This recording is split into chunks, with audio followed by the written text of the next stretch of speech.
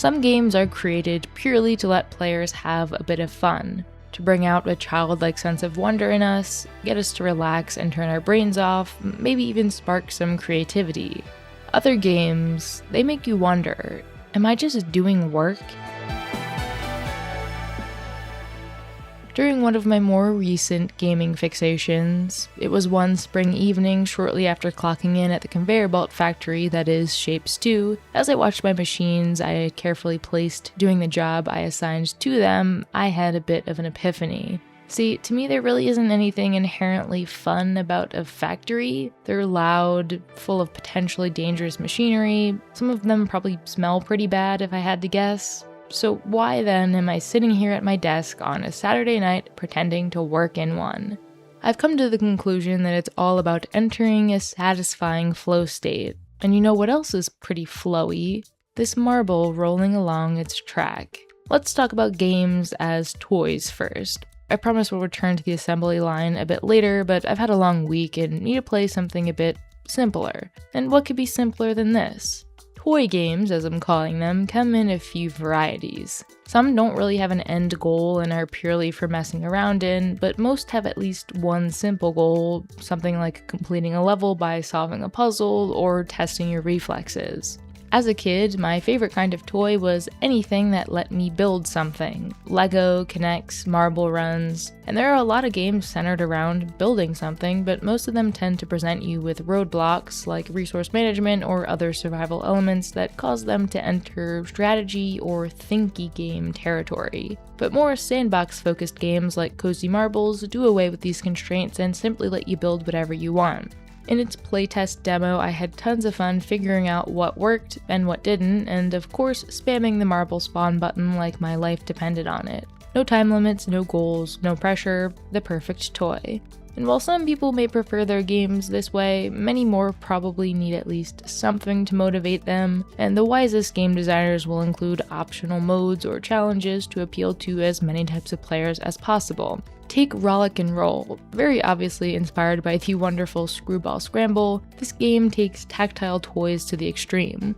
Your goal is to guide your vehicle or vehicles to the end of each level by rotating bridges, lowering barriers, and raising elevators, and all sorts of other little bits and bobs. The game starts off very simple as you learn which color obstacle goes with which button, but as the levels progress they become busier and require more precise timing to make it all the way through. And that's just with one car. After beating a level, you'll have the option to go through it again with 2 and then 3 vehicles, and this is where the chaos really shines through. The levels are laid out in such a way that moving one obstacle out of the way of the first car will then derail the second, and this means the more difficult levels require a surprisingly precise series of inputs, many of which I still have yet to master. Equally as chaotic but pretty much impossible to fail is Donut County, which basically just features a bunch of themed dioramas that you'll consume as this ever-growing black hole. It's a great turn-your-brain-off sort of game that doesn't overstay its welcome. Each scene's got its own characters and story, and seeing the world descend into madness due to your own actions is always a fun time. You know, now that I think about it, physics-based games always tend to feel more toy-like than other games. It's one thing to watch your character move around on screen, but to see dozens of objects flying every which way, that's gotta be a toy. So there we have it, 3 types of toy games ranging from completely chill to completely chaotic. And now I'd like to ask you all a question. What is the goal of a video game? To complete it or to have fun? Might sound like a silly question, but let's say you enjoy the first half of a game, then things start to get stale towards the end. You were having fun, but now just thinking about playing the rest of the way through seems like a chore. Oh, hello Power Wash Simulator, a game that introduced me to work-themed games and made me question if I was actually having fun the whole way through. Sure, it's satisfying to play, but is it really fun? You're probably familiar with the loop. Complete a simple task, earn a little bit of currency and or XP, complete a slightly more complex task, get extra currency or XP, use that to purchase a small upgrade so that you can complete another still not too complex task until all of a sudden you're cleaning an entire subway platform.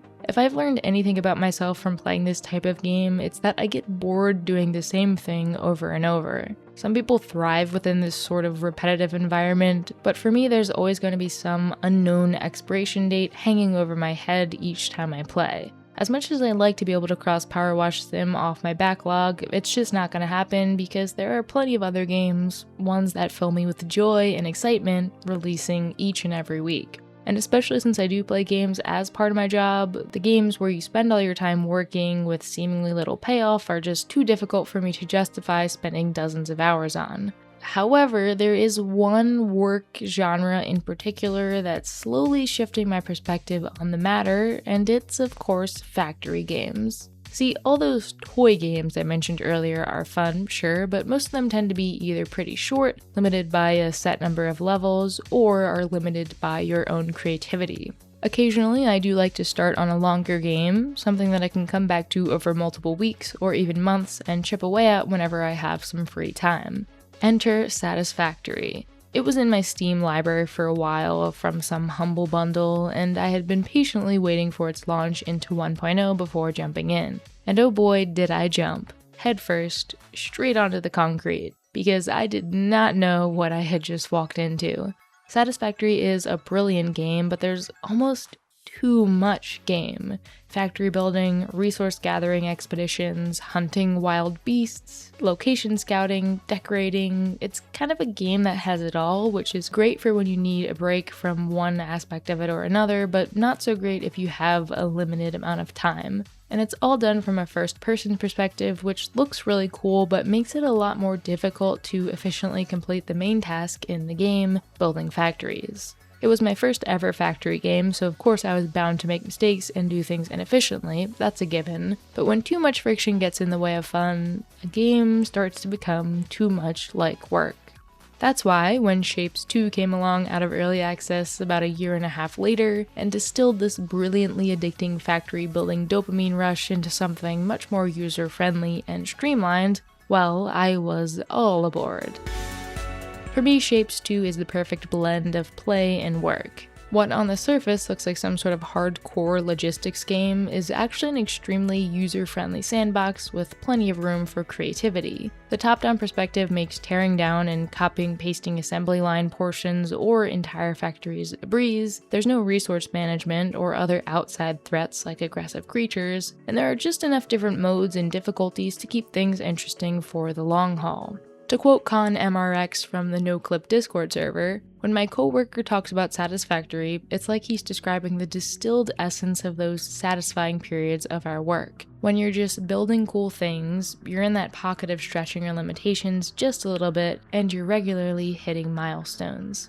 And they hit the nail on the head there. The perfect work game for me is one that allows you to easily slip into this flow state without too much friction getting in the way, and while also allowing enough room for creativity and problem solving. The perfect work game is equal parts work and toy. Clear goals to accomplish, an efficient way to proceed, but no pressure to do so in any order or within any time limit. Room for experimentation, failure, and new discoveries to be made without the fear of losing. Periods of growth and maybe periods of chaos that are always followed again by the status quo flow that lets you know you're on the right track. The best, most satisfying kind of work lets you play.